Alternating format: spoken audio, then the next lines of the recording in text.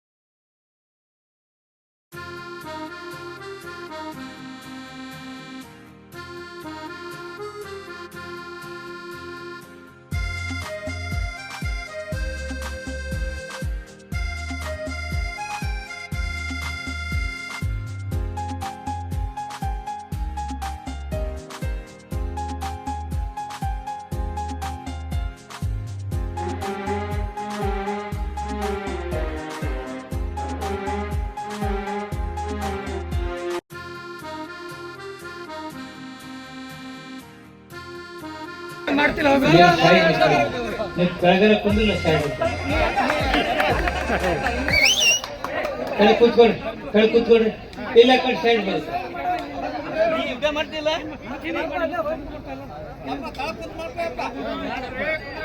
ರಾಜ್ಯಪಾಲರ ನಡವಳಿಕೆ ಅನೈತಿಕ ಹಾಗೂ ಸಂವಿಧಾನ ವಿರೋಧಿ ಪ್ರಜಾಪ್ರಭುತ್ವಕ್ಕೆ ಮಾರಕವಾದಂತ ನಡೆಯನ್ನೇ ಏನಿವತ್ತು ಕರ್ನಾಟಕ ರಾಜ್ಯದ ರಾಜ್ಯಪಾಲರು ತೆಗೆದುಕೊಂಡಿದ್ದಾರೆ. ಇದನ್ನು ನಾವು ಖಂಡಿಸಿ ಜಿಲ್ಲೆಯ ಎಲ್ಲ ಶಾಸಕರು, ನಮ್ಮ ಲೋಕಸಭಾ ಅಭ್ಯರ್ಥಿಗಳು, ಮಾಜಿ ಶಾಸಕರು, ಬ್ಲಾಕ್ ಕಾಂಗ್ರೆಸ್ಸಿನ ಅಧ್ಯಕ್ಷರು, ಜಿಲ್ಲಾ ಪಂಚಾಯತಿಯ ಅಧ್ಯಕ್ಷರು ಹಾಗೂ ಅವರ ಕಮಿಟಿ, ಎಲ್ಲ ಗ್ರಾಮಗಳಿಂದ ಜನ ಇವತ್ತು ನಾವು ಸೇರಿದ್ದೀವಿ. ನಾವು ಯಾಕೆ ಸೇರಿದೀವಿ ಅಂದ್ರೆ, ರಾಜ್ಯಪಾಲರೇ ನಿಮ್ಮನ್ನು ಸಂವಿಧಾನ ಕಾಯಕ್ಕಿಟ್ಟಿದ್ದೇವೆ, ಪ್ರಧಾನಿ ಮೋದಿ ಶಹ ಬಿಜೆಪಿಯ ಏಜೆಂಟ್ ಆಗಕ್ಕೆ ನೀನು ಇಲ್ಲಿ ಕಳಿಸಿಲ್ಲ. ಇದು ಸಂವಿಧಾನಬದ್ಧವಾದದ್ದು. ಸಂವಿಧಾನ ಕಾಯಪ್ಪ ಅಂತ ಇಲ್ಲಿ ಕಳಿಸಿದ್ರೆ 136 ಜನನ ಕರ್ನಾಟಕ ಜನತೆ ಆರಿಸಿ ಕಳಿಸಿದ್ದಾರೆ. ಕರ್ನಾಟಕ ಜನತೆ ಯಾವ್ದಕ್ಕೆ ಕಳಿಸ್ಯಾರಂದ್ರೆ, ಮಿಸ್ಟರ್ ಕೇಂದ್ರ ಸರ್ಕಾರದ ಕೈಗೊಂಬೆ ಆದಂತ ರಾಜ್ಯಪಾಲರೇ, ಬಿಜೆಪಿಯ ಭ್ರಷ್ಟಾಚಾರ, ಬಿಜೆಪಿಯ ಅನೈತಿಕತೆ, ಬಿಜೆಪಿ ಭ್ರಷ್ಟಾಚಾರದಿಂದ MLAಗಳನ್ನ ಖರೀದಿ ಮಾಡಿ ನಿಮ್ಮಂತ ಸರ್ಕಾರ ಇರಬಾರ್ದು ಅಂತ ಹೇಳಿ ನಮಗೆ ಬೇಕಾದ 130 ಇದ್ರೆ 110 ಬೇಕಾಗಿದ್ರೆ 136 ಜನರನ್ನ ಆರಿಸಿ ಕಳಿಸಿದಂತ ಕಾಂಗ್ರೆಸ್ ಪಕ್ಷಕ್ಕೆ, ಕರ್ನಾಟಕ ರಾಜ್ಯದ ಜನತೆಗೆ ನೀವೇನು ದ್ರೋಹ ಮಾಡಬೇಕು, ಕರ್ನಾಟಕ ಜನತೆ ಮನಸ್ಸಿಗೆ ನೋವು ಮಾಡ್ಬೇಕಂತೇನು ಹೊರಟಿದ್ದೀರಿ, ನಿಮ್ಮ ಬ್ಯಾಳೆಯಲ್ಲಿ ಬೇಯೋದಿಲ್ಲ. ನೀವು ಹಿನ್ನಡೆ ಅನುಭವಿಸ್ತೀರಿ. ನಾನು ನಿಮಗೆ ವಿನಂತಿ ಮಾಡ್ಕೋತೀನಿ. ಏನ್ ವಿನಂತಿ ಮಾಡ್ಕೋತೀನಿ ಅಂದ್ರೆ, ನಿಮ್ಮ ಮೇಲ್ಗಡೆಯವರು ಒತ್ತಡ ಇದ್ರೆ, ನಿಜವಾಗಿ ಸಂವಿಧಾನ ಕಾಯಕ್ ನೀವು ಬಂದಿದ್ರೆ, ನಿಮಗೇನಾದ್ರೂ ಗೌರವ ಇದ್ರೆ, ಪುಣ್ಯಾತ್ಮ ಒಬ್ಬ ಮನುಷ್ಯ ಅವನ ಮಹತ್ವ ಹೆಂಗಿರುತ್ತೆ ಅಂದ್ರೆ ನಮ್ಮ ನಡೆ ಮೇಲಿರುತ್ತೆ. ಸಂವಿಧಾನ ಕಾಯಕ್ ನಾನು ಇಲ್ಲಿ ಬಂದಿದ್ದೀನಿ, ನಿಮ್ ಮಾತು ಕೇಳೋದಿಲ್ಲ, ನಿಮ್ ಮಾತು ಕೇಳಿದ ರಾಜೀನಾಮೆ ಕೊಟ್ಟೋಕ್ಕನಂತೆ ಅನ್ಬಹುದು ತಿಳ್ಕೊಂಡಿದ್ದೀವಿ ನಾವು. ಆದ್ರೆ ಲಜ್ಜೆಗೆಟ್ಟಿಂತ ಕೆಲಸ ಮಾಡ್ತಾ ಇದ್ದೀರಲ್ಲ, ನಾನು ಯಾವ ರಾಜ್ಯಪಾಲರಿಗೆ ಗೌರವ ಕೊಡ್ಬೇಕಂತೇಳಿ ರಾಜ್ಯದ ಜನತೆ, ದೇಶದ ಜನತೆ ನಾವು ಇಟ್ಕೊಂಡಿದ್ದೀವೋ ಆ ಸಂಸ್ಥೆಗೆ, ಸಂವಿಧಾನಕ್ಕೆ ನೀವು ವಿರೋಧಿಗಳಾಗಿದ್ದೀರಿ. ನೀವಲ್ಲಿ ಕೂತ್ಕೊಳ್ಳಿಕ್ಕೆ ಲೈಕ್ ಇಲ್ಲ. ಲೈಕ್ ಇಲ್ಲದವ್ರಿಗೆ ಏನನ್ಬೇಕು?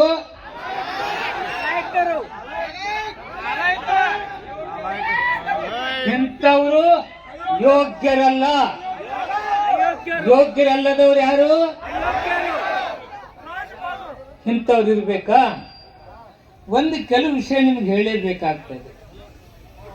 ಮೂಢ ಅಂದ್ರೆ ಏನು, ಮೂಢಾದಾಗ ಏನೇನಾಯ್ತು ನಾ ಡಿಟೇಲ್ ಹೇಳ್ತಿದ್ದೀನಿ. ಆ ನಂತರ ಕರಪತ್ರ ಮಾಡಿ ಎಲ್ಲ ಗ್ರಾಮ ಪಂಚಾಯತಿಗೆ ಎಲ್ಲ ಕಡೆ ನಾವು ಕಳಿಸ್ತೀವಿ. ಇದು ಯಾವಾಗಿಂದಪ್ಪ ಅಂದ್ರ 1935 ಅಂದ್ರೆ ಎಷ್ಟು ವರ್ಷ ಆಯ್ತು?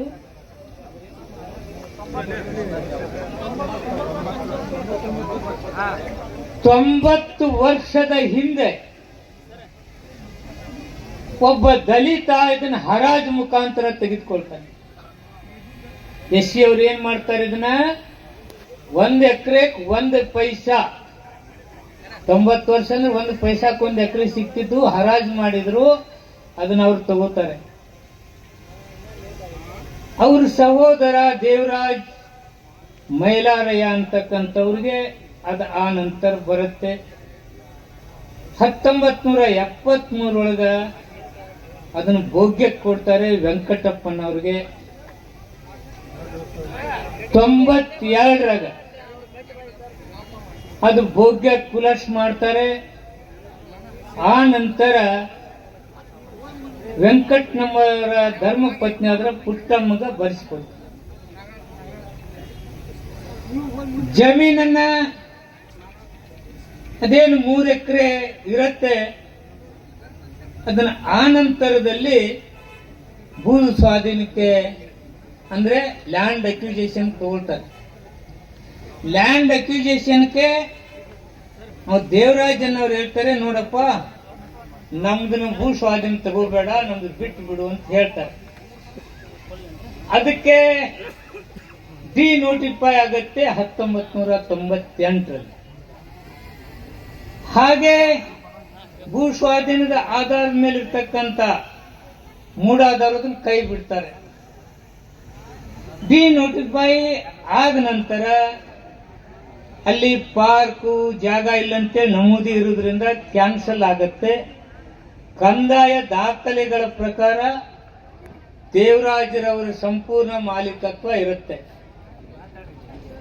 ಹೌದು, ಪಹಣಿಯಲ್ಲಿನೂ ಅವ್ರ ಹೆಸರಿರುತ್ತೆ. 2003ರಲ್ಲಿ ಆಯುಕ್ತರು ತಹಶೀಲ್ದಾರ್ಗೆ ಒಂದು ಪತ್ರ ಬರೀತಾರೆ. ಭೂ ಸ್ವಾಧೀನದಿಂದ ಬಿಟ್ಟಿರುವ ಸರ್ಕಾರದ ಆದೇಶ ಹೇಳ್ತತಿ, ಇದನ್ನ ಕಂದಾಯ ದಾಖಲಾತಿಗಳಲ್ಲಿ ದೇವರಾಜ್ ಅವರ ಹೆಸರನ್ನ ಸೇರಿಸಬೇಕು ಅಂತೇಳಿ. ಆ ನಂತರ ಭೂ ಸ್ವಾಧೀನ ಕೈ ಬಿಟ್ಟ ನಂತರ ದೇವರಾಜ್ ಅನ್ನೋರು ಅದನ್ನ ಮಾರ್ತಾರೆ ದೇವರಾಜ್ಗೆ. ಜಿಲ್ಲಾ ಕಾಂಗ್ರೆಸ್ಸಿನ ಅಡಿಯಲ್ಲಿ ಹಾಗೂ ಎಲ್ಲ ತಾಲೂಕಾ ಬ್ಲಾಕ್ ಕಾಂಗ್ರೆಸ್ ಹಾಗೂ ಎಲ್ಲ ಸಂಘಟನೆಯ ಅಡಿಯಲ್ಲಿ ಇಂದು ನಡೆದಿರುವಂತಹ ರಾಜ್ಯಪಾಲರ ಒಂದು ನಿರ್ಣಯದ ವಿರೋಧವನ್ನ ಖಂಡಿಸಿ ಈ ಒಂದು ಬೃಹತ್ ಪ್ರತಿಭಟನೆದ ನೇತೃತ್ವವನ್ನು ವಹಿಸಿ ಇಲ್ಲಿ ಮಾತನಾಡಿರುವಂತಹ ನಮ್ಮ ಜಿಲ್ಲಾ ಕಾಂಗ್ರೆಸ್ಸಿನ ಅಧ್ಯಕ್ಷರು ಹಿರಿಯರಾದಂತಹ ಎಸ್ ಜಿ ನಂಜನಮಠ ಸಾಹೇಬ್ರೆ ಹಾಗೂ ನಮ್ಮ ಉಸ್ತುವಾರಿ ಸಚಿವರು ಹಿರಿಯರು ಆತ್ಮೀಯರಾದಂತಹ ಆರ್ ಬಿ ತಿಮ್ಮಾಪುರ ಸಾಹೇಬ್ರೆ, ಇದಕ್ಕೆ ತಾನೇ ಈ ಸಭೆಯನ್ನು ಉದ್ದೇಶಿಸಿ ಮಾತನಾಡಿರುವಂತಹ ನಮ್ಮೆಲ್ಲರ ಮಾರ್ಗದರ್ಶಕರು ಹಿರಿಯರು, ಬಾಗಲಕೋಟೆ ಮತಕ್ಷೇತ್ರದ ಜನಪ್ರಿಯ ಶಾಸಕರಾದಂತಹ HY ಬೇಟಿ ಸಾಹೇಬ್ರೆ ಹಾಗೂ ಹಿರಿಯರು ಬಿಳಗಿ ಮತಕ್ಷೇತ್ರದ ಶಾಸಕರಾದಂತಹ ಸನ್ಮಾನ್ಯ JT ಪಾಟೀಲ್ ಸಾಹೇಬ್ರೆ ಹಾಗೂ ನಮ್ಮ ಬದಾಮಿ ಮತಕ್ಷೇತ್ರದ ಶಾಸಕರು ಸೋದರಾದಂತಹ ಭೀಮಸೇನ್ ಚಿಮನಕಟ್ಟಿ ಅವರೇ ಹಾಗೂ ಉಪಸ್ಥಿತಿರುವಂತಹ ಯಾವತ್ತು ಎಲ್ಲ ಮುಂಚೂಣಿ ಘಟಕದ ಅಧ್ಯಕ್ಷಗಳೇ ಹಾಗೂ ಕಾಂಗ್ರೆಸ್ ಪಕ್ಷದ ಎಲ್ಲ ಹಿರಿಯ ಕಿರಿಯ ಮುಖಂಡರುಗಳೇ, ತಾಯಂದಿರೇ, ಯುವ ಮಿತ್ರರೇ ಹಾಗೂ ಎಲ್ಲ ನಮ್ಮ ನೆಚ್ಚಿನ ನಾಯಕರಾದಂಥ ಸಿದ್ದರಾಮಯ್ಯನವರ ಅಭಿಮಾನಿಗಳೇ, ಎಲ್ಲರಿಗೂ ನನ್ನ ಶರಣಾರ್ಥಿಗಳು. ಬಂಧುಗಳೇ, ಈಗಾಗಲೇ ತಮಗೆ ಗೊತ್ತಿರೋ ಹಾಗೆ ಸನ್ಮಾನ್ಯ RB ತಿಮ್ಮಾಪುರ ಸಾಹೇಬ್ ಮಾತಾಡಿದ್ರು, ಸನ್ಮಾನ್ಯ HY ಸಾಹೇಬ್ ಮಾತಾಡಿದ್ರು, ಜಿಲ್ಲಾ ಕಾಂಗ್ರೆಸ್ ಅಧ್ಯಕ್ಷರು ಮಾತಾಡಿದ್ರು. BJP ಅವ್ರಿಗೆ ಏನಾಗೈತಿ ಅಂದ್ರ ಹೊಟ್ಟಿಗಿಚ್ಚಿ ಏನ್ ಚಲೋ ಆಗೈತಿ ಅಂದ್ರ ಎಲ್ಲಿ ನರೇಂದ್ರ ಮೋದಿ ಕುರ್ಚಿ ನಮ್ಮ ಸಿದ್ದರಾಮಯ್ಯ ಅವರು ಕಿತ್ಕೊಂಡ್ಬಿಡ್ತಾರ ಅನ್ನೋದು ಹೊಟ್ಟಿಗಿಚ್ಚಿ ಚಲೋ ಆಗೈತಿ. ಇಡೀ ರಾಷ್ಟ್ರದಲ್ಲೇ ಇವತ್ತು ಆ ಮಟ್ಟಕ್ಕೆ ಬೆಳೆದಿರೋ ನಾಯಕರು ಯಾರಾದ್ರೂ ಇದ್ರ ಅದು ನಮ್ಮ ಸಿದ್ದರಾಮಯ್ಯನವರು. ಯಾಕಂದ್ರೆ ಇಲ್ಲಿ ಏನು ಕಿತ್ಕೊಳಕ್ಕಾಗಲಿಲ್ಲ ಅವ್ರು ಲೋಕಸಭಾದಾಗ. ಮತ್ತ ನಿಚ್ಚಳ ಬಹುಮತ ಬಂದಿಲ್ಲ ನರೇಂದ್ರ ಮೋದಿಗೆ. ಇವರು ಸಹಾಯ ತಗೊಂಡು ಈಗ ಪ್ರಧಾನಿ ಆಗ್ಯಾನ. ದೌಡ ಕುರ್ಚಿ ಉಳು ಕೆಲಸ ಬಂದೈತಿ, ಗಡಿಪಾರ ಆಗುವುದು ಬಂದೈತಿ ನರೇಂದ್ರ ಮೋದಿ. ಅದಕ್ಕ ಇದು ಏನು ಹುನ್ನಾರ ಎಬ್ಸಿದಾರ ಅಂದ್ರ ಸಿದ್ದರಾಮಯ್ಯನವ್ರನ್ನ ಮನಿಸ್ಬಿಟ್ರ ಇವತ್ತು ಈ ದೇಶದಾಗ ಯಾರು ಅಂತ ನಾಯಕರು ಇಲ್ಲ ಅನ್ನೋದು ಅವರಿಗೆ ಗೊತ್ತಾಗಿದೆ. ಹೆದರಿಕೆನ ಬೇರೆ ಬೇರೆ ಆಗಿತ್ತು ಅವ್ರಿಗೆ. ಅದಕ್ಕ ಸಿದ್ದರಾಮಯ್ಯನವರು 2ನೇ ಬಾರಿ ಮುಖ್ಯಮಂತ್ರಿ ಆದರು. ಅವರ ಇವತ್ತು ಜನ ಒಂದು ಬೆಂಬಲ ಅವರ ಮೇಲೆ ಎಷ್ಟಿದೆ, ಇದು ಕೇವಲ ಕರ್ನಾಟಕ ರಾಜ್ಯದಲ್ಲಿ ಅಲ್ಲ, ಇಡೀ ರಾಷ್ಟ್ರದಲ್ಲೇ ಅತ್ಯಂತ ಶ್ರೇಷ್ಠ ನಾಯಕ ಒಂದು ಕಪ್ಪು ಚುಕ್ಕೆ ಇಲ್ಲಾರದೆ ಇವತ್ತು ಆಡಳಿತವನ್ನು ಕೊಟ್ಟಂತ ಒಬ್ಬ ಮುಖ್ಯಮಂತ್ರಿ ಯಾರಾದ್ರೂ ಇದ್ರ ಅದು ನಮ್ಮ ನಾಯಕರಾದಂತ ಸಿದ್ದರಾಮಯ್ಯನವರು ಅನ್ನೋ ಮಾತು ನಮ್ಮ ಕೇಳಕೊಳ್ತೀವಿ. ಆದ ಕಾರಣ ಇವತ್ತು ಈ ಹುನ್ನಾರ ಇವತ್ತು ನಡೆಯುತ್ತೆ. ತಿಮ್ಮಾಪುರ ಸಾಹೇಬ್ ಹೇಳ್ಯಾರ, ಅದರ ಬಗ್ಗೆ ಬಹಳ ಸ್ಪಷ್ಟವಾಗಿ ವಿವರಣೆಯನ್ನು ಕೊಟ್ರ. ನಾನು ಅದನ್ನೆಲ್ಲ ಮಾತಾಡಕ್ ಹೋಗೋದಿಲ್ಲ. ಆದ್ರೆ ಒಂದೇ ಮಾತು ಹೇಳ್ತೀನಿ, ಇವತ್ತೇನು ಸನ್ಮಾನ್ಯ ನಮ್ಮ ರಾಜ್ಯಪಾಲರು, ಗಣವತ್ತ ರಾಜ್ಯಪಾಲರು, ಸಂವಿಧಾನಾತ್ಮಕವಾದ ಹುದ್ದೆ ಅದು. ಸಂವಿಧಾನ ಶಿಲ್ಪಿ ಡಾಕ್ಟರ್ ಬಾಬಾ ಸಾಹೇಬ್ ಅಂಬೇಡ್ಕರ್ ಅವರು ಕೊಟ್ಟಿರುವಂತಹ ಈ ಒಂದು ಪವಿತ್ರವಾದ ಸಂವಿಧಾನ ಅಡಿಯಲ್ಲಿ ನಡೆಯುವಂತ ನಾವೆಲ್ಲ ಭಾರತೀಯರು ಜಾತಿ ಮತ ಭೇದವನ್ನು ಹೊರತುಪಡಿಸಿ ಇವತ್ತು ಸಂವಿಧಾನದಲ್ಲಿ ಇರುವಂತಹ ಅಂಶಗಳನ್ನ ಒಪ್ಪಿಕೊಂಡು ನಡೆಯುವಂತ ನಾವು ಭಾರತೀಯರಿಗೆ ಆ ಹುದ್ದೆದಲ್ಲಿ ಕುತ್ಕೊಂಡು ಮರಾಯ ರಾಜ್ಯಪಾಲ ಬಿಜೆಪಿಯವರು ಏಜೆಂಟ್ ಆಗಿ ಕೆಲಸ ಮಾಡ್ತೀಯಲ್ಲೋ ಮರ, ನಿನಗೆ ನಾಚಿಕೆ ಮಾನ ಮರ್ಯಾದೆ ಐತೆ? ಬಿಜೆಪಿ ಏಜೆಂಟ್ ಆಗಿ ಕೆಲಸ ಮಾಡ್ತೀಯಲ್ಲಪ್ಪ ನೀನು. ನಮ್ಮ ಸದನದಲ್ಲಿ ಈ ಸರ್ಕಾರವನ್ನು ಹಾಡಿ ಹೊಗಳಿ ಸನ್ಮಾನ್ಯ ಮುಖ್ಯಮಂತ್ರಿಗಳು ತಂದಿರುವಂತಹ ಯೋಜನೆಗಳ ಕುರಿತು ಇವತ್ತು ಏನು ಗೃಹ ಜ್ಯೋತಿ, ಗೃಹಲಕ್ಷ್ಮಿ, ಅನ್ನಭಾಗ್ಯ, ಇವತ್ತು ಯುವ ನಿಧಿ, ಇವತ್ತು ಶಕ್ತಿ ಯೋಜನೆಗೆ ಹೊಗಳಿ ಸಿದ್ದರಾಮಯ್ಯನವ್ರನ್ನ ಹೊಗಳಿ ಹೋದಿಲ್ಲಪ್ಪ. ಯಾಕಪ್ಪ ಇಷ್ಟು ಚೇಂಜ್ ಆಗಿಬಿಟ್ಟಿ? ಇದ ಒಂದು 6 ತಿಂಗಳದೊಳಗೆ, 6 ತಿಂಗಳಿಂದ ಭಾಷಣ ಮಾಡ್ಯಾರ ರಾಜ್ಯಪಾಲ. 100 ಕೋಟಿ ಭ್ರಷ್ಟಾಚಾರ ಅನ್ನೋದು ಎಲ್ಲೇ ಐತೆ ಅಂದ್ರ ಅದು ಭಾರತೀಯ ಜನತಾ ಪಕ್ಷದವರ ಮನೆ ಎಲ್ಲೇ ಐತಿ. ಇವತ್ತು ಈ ರಾಜ್ಯದಲ್ಲಿ ಸುಮಾರು 250ಕ್ಕೂ ಹಗರಣಗಳು ನಡೆದಿದ್ದಾವೆ. ಇವತ್ತೇನು ಹಿಂಬಾಗಲಿನಿಂದ ಅಧಿಕಾರ ಹಿಡಿದ್ರಲ್ಲ ಸನ್ಮಾನ್ಯ ಯಡಿಯೂರಪ್ಪನವರು, ಎಷ್ಟು ದಿವಸ ಜೈಲಿಗೆ ಹೋಗಿದ್ರಪ್ಪ ಅವರು? 14 ದಿವಸ ಪರಪ್ಪನ ಆಗ್ರಹ ಜೈಲದಲ್ಲಿ ಮಕ್ಕೊಂಡು ಬಂದಾರೆ ಇವರು. ಎಷ್ಟು ಮಂದಿ ಮಂತ್ರಿಗಳು ಜೈಲಿಗೆ ಹೋದ್ರು? ಎಷ್ಟು ಮಂದಿ ಮಂತ್ರಿಗಳು ಜೈಲಿಗೆ ಹೋದ್ರು? ಯಾವತ್ತಾದ್ರೂ ಈ ರಾಜ್ಯದ ಜನತೆ ಅವ್ರಿಗೆ ನಿಚ್ಚಳ ಬಹುಮತ ಕೊಟ್ರ? ಹಿಂಬಾಗಲಿನಿಂದ ಅಧಿಕಾರ ಹಿಡಿಯೋದು, ಭ್ರಷ್ಟಾಚಾರ ಮಾಡೋದು. ಇವತ್ತು ಯಾಕೆ ಕುಂತಾರ ಮನೆಯಾಗೆ? 136 ಜನ ಶಾಸಕರು ಈ ರಾಜ್ಯದಲ್ಲಿ ಜನತೆ ಯಾಕೆ ಆಶೀರ್ವಾದ ಮಾಡಿದಾರೆ ಅಂದ್ರೆ ಇವರು ಮಾಡ್ತಿರುವಂತಹ ಹಲ್ಕಟ್ಟಿಗೇರಿ ಭ್ರಷ್ಟಾಚಾರ ವಿರೋಧಿಸಿ ಇವತ್ತು ಈ ಅಧಿಕಾರವನ್ನು ಕೊಟ್ಟಿದ್ದಾರೆ. ನಾವು 136 ಜನ ಶಾಸಕರು ಇವತ್ತು ನಮ್ಮ ಮುಖ್ಯಮಂತ್ರಿಗಳಂತ ಸನ್ಮಾನ್ಯ ಸಿದ್ದರಾಮಯ್ಯನವ್ರ ಜೊತೆಗೆ ಏನು ಕಿತ್ಕೋರಿ ನೋಡೇ ಬಿಡೋಣ ನಾವು. ಎತ್ತ ತಾಕತ್ ಗೊತ್ತಲ್ಲ ಬಿಜೆಪಿ ಅವರ. ಆ ಕೇಂದ್ರ ಸರ್ಕಾರ ಒಂದ್ ಇಟ್ಕೊಂಡು ಆಟ ಆಡಕತ್ತೀರಿ ಅವ್ರು ನರೇಂದ್ರ ಮೋದಿ, ಅಮಿತ್ ಶಾ ಅಂದ ಬಂದೈತಿ. ನಿಮಗೂ ಗತಿ ಬಂದೈತಿ, ಟೈಮ್ ಬಂದೈತಿ. ಈ ಸರಿನೇ ಇತ್ತದ ವಾಲ್ಗ, ಅದು ಸ್ವಲ್ಪ ಚರಾಮೆ ಚುಕ್ಯ 400 ಪಾರ್ ಅಂತ ಮಕ್ಕಳು ಗಡಿಪಾರ ಹಾಕ್ತಾರೆ. ಇವ್ರು ಮಕ್ಕಳು ಸ್ವಲ್ಪ ಗಡಿಪಾರ ಹಾಕ್ತಾರೆ. ಅವ ವಿರೋಧ ಪಕ್ಷದ ನಾಯಕ ಅಂತ ನಮ್ಮ ವಿಧಾನಸೌಧದಾಗ ಅವ್ ಏನ್ ಮಾತಾಡ್ತಾನ ಅವಾಗ ಗೊತ್ತಿರಲಿಲ್ಲ. ಆರ್ ಅಶೋಕ್ ಹ?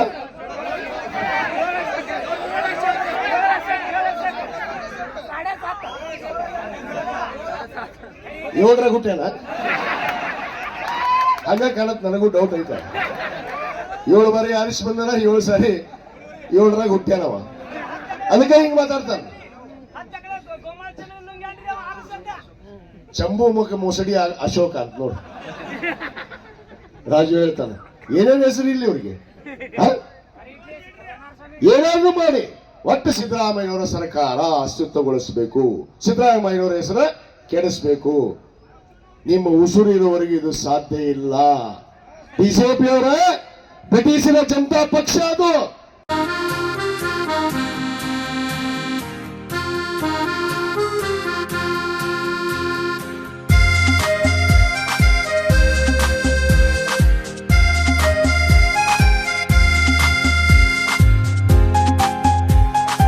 ಪ್ರಾಯೋಜಕರು ಮಂಜುಳಾ ಮೆಲೋಡಿಸ್ ಆರ್ಕೆಸ್ಟ್ರಾ ತಂಡ ಬಾಗಲಕೋಟೆ ಹಾಗೂ ಸರ್ವಶ್ರೇಷ್ಠ ಕ್ರಿಯೇಷನ್ ಸಾಂಸ್ಕೃತಿಕ ಸಂಸ್ಥೆ ಅಣ್ಣ ಮುತ್ತಪ್ಪರೈ ಗೋಶಾಲೆ ಹಾಗೂ ಜಯ ಕರ್ನಾಟಕ ಸಂಘಟನೆ ಬಾಗಲಕೋಟೆ, ಓಪನ್ ಹಾರ್ಟ್ ಕನ್ನಡ ದಿನಪತ್ರಿಕೆ ಬಾಗಲಕೋಟೆ